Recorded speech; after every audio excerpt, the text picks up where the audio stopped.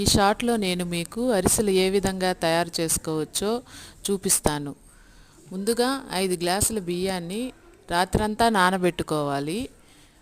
రాత్రంతా నానిన బియ్యాన్ని మరుసటి రోజు మధ్యాహ్నం తడి లేకుండా కొంచెం ఆరబెట్టుకొని తడి బియ్యాన్నే మిషన్ దగ్గర ఆడించుకొని ఒక అర కేజీ బెల్లాన్ని పాకం అర గ్లాస్ టీ గ్లాస్ నీళ్ళు పోసుకొని పాకం వచ్చే విధంగా చూసుకోవాలి.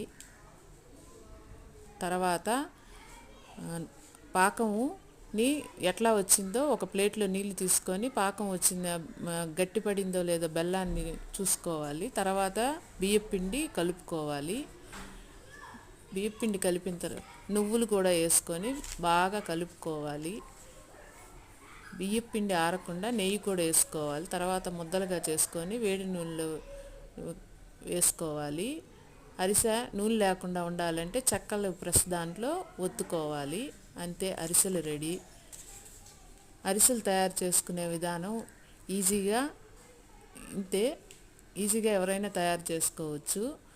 ఇలా నేను మీకు మంచి